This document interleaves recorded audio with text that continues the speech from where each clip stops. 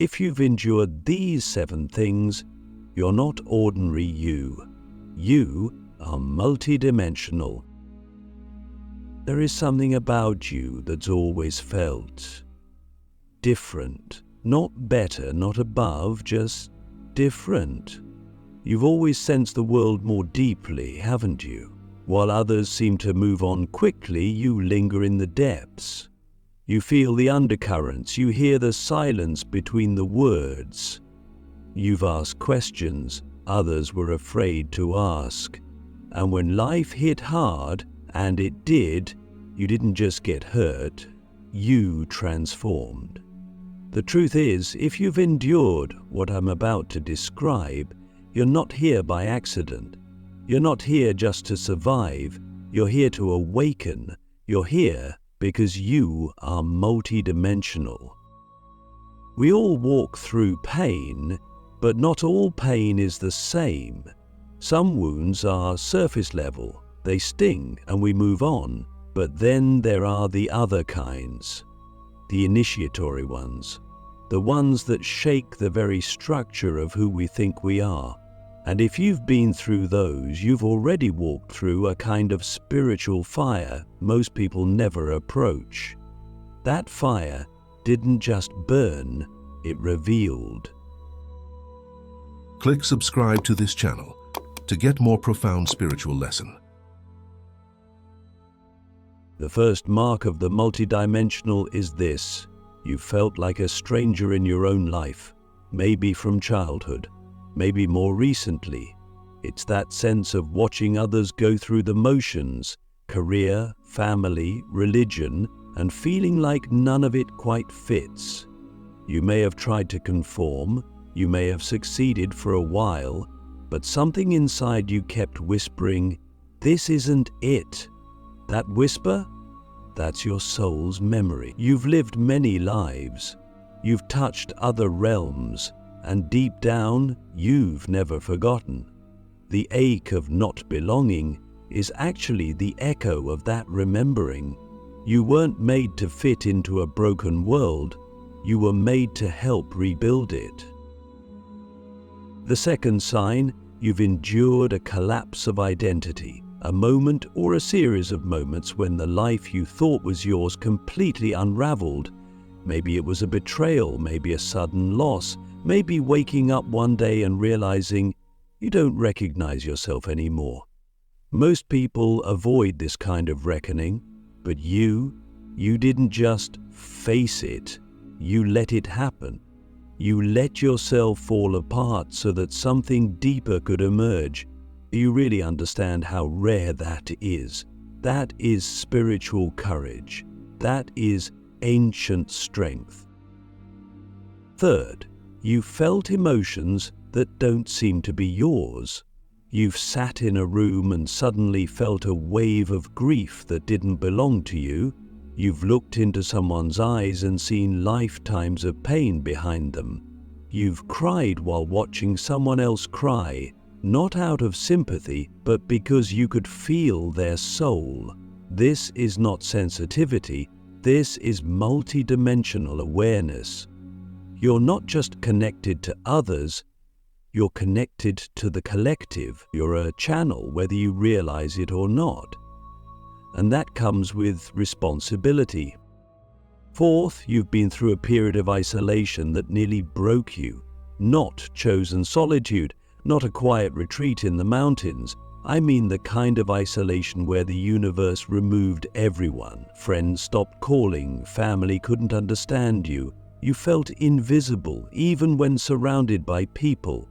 That isolation was not a punishment, it was a recalibration, a sacred cocoon, because when your soul is preparing to expand, it first has to strip away everything that isn't real. That includes people, that includes beliefs, even parts of yourself, and in that silence, you began to hear your higher voice, the one buried beneath the noise, the one that whispers truth. Fifth, you've had visions, dreams, or synchronicities that shattered your view of reality. You've seen repeating numbers, heard the same message from different people, felt guided by something you couldn't name. Maybe you dreamed of places you've never been, or met people in dreams who later appeared in waking life. And for a while you ignored it. You told yourself it was coincidence, but deep down you knew better. You knew something was reaching out to you, calling you, reminding you. That's not imagination, that's spiritual technology. That's your multidimensional self breaking through the veil. Sixth, you faced a darkness so deep, it made you question your will to live. This one isn't easy to talk about, but if you've been there, you know. The nights when your soul felt hollow, when nothing made sense, when you wondered if you'd ever feel okay again. That's not weakness, that's the underworld. Every mystic, shaman, and awakened soul has passed through it, not around it, through it. And only those who are meant to carry light are asked to meet that much darkness. Why? Because only those who've known the void can guide others out of it. Please understand this. Your pain was not random. It was your passage. And seventh, you've always known there's more, even when things were good. Even when you had the job, the partner, the house, you still felt it. That pull, that undercurrent, that voice saying, keep going, there's more. You may have tried to silence it, to be content, but that longing never left. That's because your soul is wired for expansion, for evolution, for truth that goes beyond dimensions. You are not ordinary. You never were. So now here you are, listening, watching. Maybe something inside you is trembling because it knows. It knows this isn't just a video. This is a remembering, a recognition, a reunion with the part of you that has always been awake, just waiting for the rest of you to catch up. But I have to ask you something now, and I want you to sit with it, not just hear it, feel it. What if everything you've endured was not to break you, but to prepare you? What if the pain was the polishing of a diamond you've yet to fully see? What if the reason you felt so different, so alone, so stretched, is because you are meant to bridge worlds?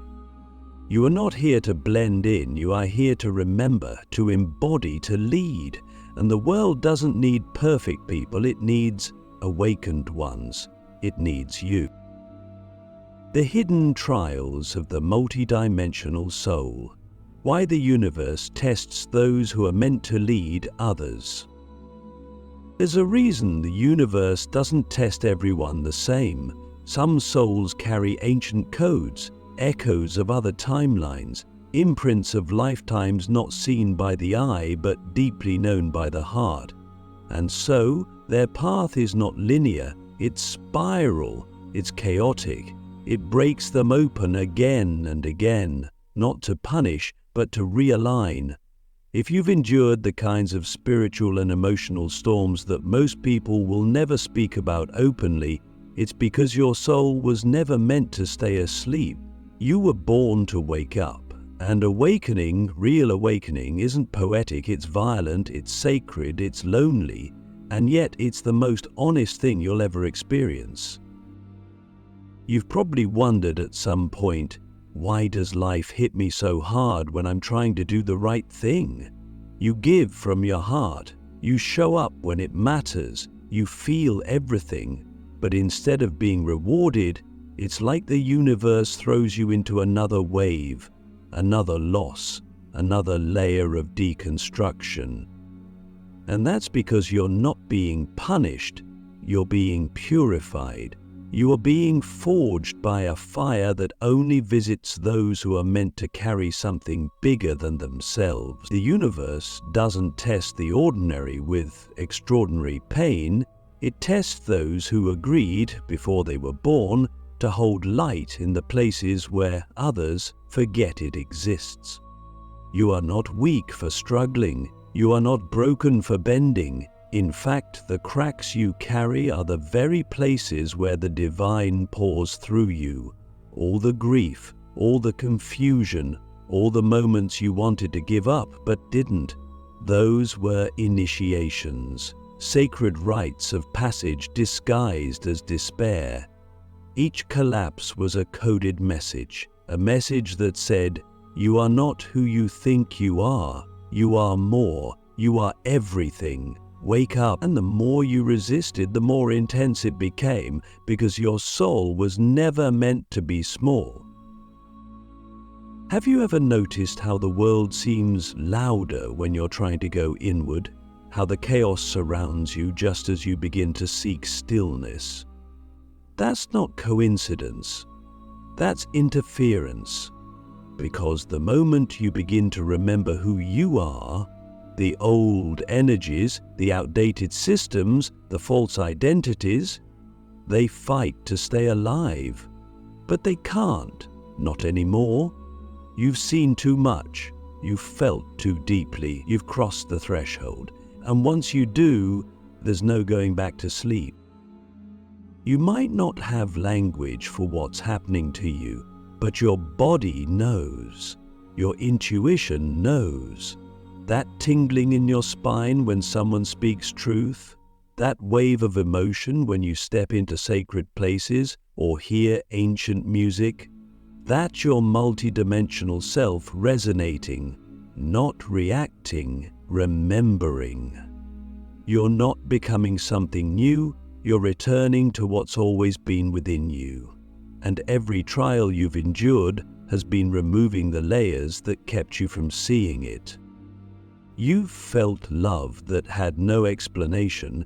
You've lost people who felt like lifelines. You've had to walk away from everything that once made you feel safe. At times, it felt cruel. But look where you are now. Look how much you've shed. Look how much you've survived. Can you see it yet? The strength, the vision, the clarity that came not from books or teachers, but from direct experience. That's the earned wisdom. That's the mark of the awakened. And here's the part that will shake you. You chose this. Not from the ego, not from the mind, but from the soul.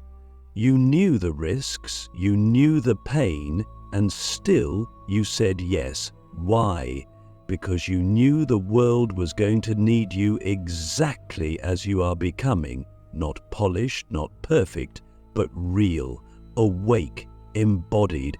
You are here to remind others of what they've forgotten, and you do that not by preaching, but by existing fully, authentically, unapologetically as your whole self. So I ask you now, with reverence, what if you stopped trying to fix yourself and started honoring yourself? What if you saw your sensitivity not as a weakness, but as a superpower? What if your anxiety was actually your system rejecting the false timelines around you? What if your depression was your soul refusing to participate in a life that isn't aligned? These aren't symptoms, these are signals, and you are not malfunctioning, you are activating. You are becoming multidimensional in a world that still believes in one dimension. This path isn't easy, it's not glamorous, but it's real, it's deep, and it leads to something that can't be taken from you, internal freedom.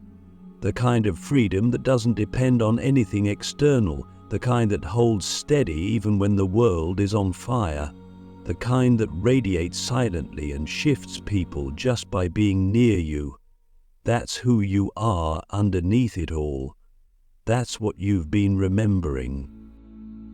The soul behind the struggle, you were remembering who you really are. There comes a point in the journey, not at the beginning, not even halfway through, but somewhere deep in the marrow of it, where you stop asking, why is this happening to me, and begin to whisper, what is this trying to awaken in me? That shift, subtle as it seems, is the beginning of everything. because it's in that moment that you stop being a passive participant in your story and begin to remember you were always the one writing it, even the pain, even the detours, even the losses. Especially the losses, they weren't accidents. They were the map. You've probably spent much of your life looking outward for guidance, for answers, for someone to tell you who you are, why you feel this way, what your purpose is, but every time you reached out, you found the same thing, temporary relief, but not truth. Why? Because the truth can't be handed to you. It has to rise from within you. And that's what this entire journey has been about. Not becoming someone new, but unearthing the ancient one within, the one who already knew, the one who's always been waiting. The world taught you to doubt that part of yourself, to question your inner knowing, to suppress your intuition, to trade your multidimensional wisdom for linear logic. But your soul never forgot. It kept nudging you with dreams, with synchronicities, with moments of quiet rebellion. And when you ignored the whispers, it sent you storms. Not to punish you, to reroute you, to break the illusion you were living in and bring you back to the original frequency of who you are. And who you are is not small. You were never meant to be domesticated by systems that reward obedience over authenticity. You were never meant to play roles that made you shrink just to be accepted. You were not born for shallow waters. That's why they never satisfied you. That's why no matter how much you achieved, something inside still ached. That ache wasn't a problem, it was a compass. It was your remembrance in disguise. You've felt it, haven't you? That moment when you're staring at the sky or listening to music or sitting in stillness and suddenly something opens. A knowing, a presence, a sense that you're not just here but everywhere. That time isn't real, that you've lived this before, that something profound is watching through your eyes. That's not imagination. That's your multidimensional consciousness peeking through the veil. That's the real you, the ancient you, reminding you of what you came here to do.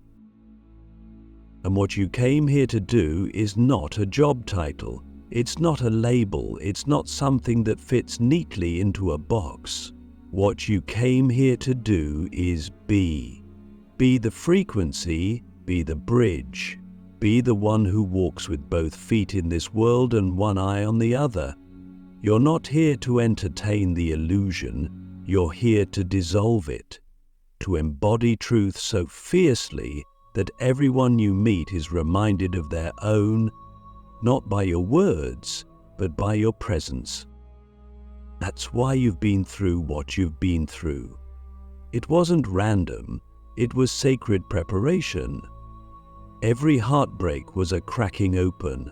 Every loss was a return. Every moment you thought would destroy you was actually sculpting you into someone who couldn't be destroyed. Can you feel that now? The resilience in your bones, the clarity in your gaze, the softness in your heart that didn't come from being untouched, but from surviving the fire and choosing to love anyway. You are not ordinary. You are a living paradox, strong and soft, ancient and new, human and divine. You are the dream of your ancestors, the prayer of your past lifetimes, the answer to the questions you used to scream into the night, and all of it was leading you back to this moment, this presence, this remembrance. So let me ask you something, and I want you to feel this in your soul. What if everything you were looking for was never outside of you? What if the guru, the guide, the source you've been waiting to meet was always the layered, luminous being that you are? What would change if you stopped seeking and started embodying? What would shift if you realized you are not a student of the universe, You are the universe, waking up to itself through your life. This is your return, not to who you were, but to who you've always been beneath the forgetting. You don't need to be perfect to stand in your power. You don't need to be healed to be whole. The wounds are part of your wisdom now. The shadows are part of your medicine. You are not here to transcend your humanity. You are here to infuse it with the divinity you carry. And when you do that, when you walk into a room holding the full spectrum of who you are, something magical happens. People feel safe to do the same. You don't have to change them, you just have to be. That's the power of a multidimensional soul. It doesn't convince, it mirrors, it reflects the truth others have buried in themselves. And in that reflection, their own awakening begins. The mirror and the mission, living as the light you were born to carry. There's something sacred about finally seeing yourself not as the world told you to be, not through the lens of survival, but as you truly are. When you begin to live from that space, the entire fabric of your reality shifts. You stop chasing meaning and start radiating it. You stop performing and start remembering. You stop asking, "What should I be doing?" and begin listening closely to the deeper question, "Who am I when I stop hiding my light?" Because make no mistake, your light has been hidden, not out of weakness, but out of necessity. You had to protect it until you were strong enough to carry it without apology. Now you are. You've seen what most people run from. You've sat in silence so loud it revealed the truth behind your distractions. You've allowed life to break your identity so your essence could rise. And now the world needs what you've become. Not the version of you that used to people please, not the one who dimmed themselves to fit into fragile spaces, but the multidimensional you. The one who can see through illusion, the one who can hold paradox, the one who can look into someone's eyes and remind them that they are not broken, just buried. That is your mission now, to mirror, to walk as living proof that it's possible to survive, to awaken, and to return with your heart still open. You don't need to have it all figured out to begin. In fact, the real ones never do. The more you awaken, the more you realize how little can be explained and how much must simply be embodied. The way you speak, the way you hold space, the way you move through the world with unshakable presence, that's your transmission. That's why you've endured what you've endured, so you could drop the masks. So you could become a vessel for truth, not theory. You are not here to fix humanity, you are here to remember your humanity, and in that remembrance invite others to do the same. This isn't about preaching or converting or convincing, it's about radiating. When someone who has faced the abyss and come back whole stands in front of you, you don't need them to explain anything. Their energy says it all. Their presence is the proof. And that's what you're becoming, an embodied invitation for others to come home to themselves. But here's the part no one tells you. Being multidimensional doesn't make life easier. It makes it fuller. You'll feel more, see more, know more. And that knowledge can be isolating until you realize it's your superpower. You were never meant to be understood by everyone. You were meant to be the understanding when others lose their way. You're the one who walks into chaos and brings coherence. You're the one who feels the collective grief and transmutes it quietly through your breath, through your art, through your love. That's what it means to be a keeper of light in a fragmented world. And maybe you've doubted yourself, maybe you've wondered if you're crazy for feeling so much. sensing so deeply, seeing what others don't talk about. But I want you to hear this. You are not too much. You are exactly enough for the role your soul chose. The world needs your depth. It needs your clarity.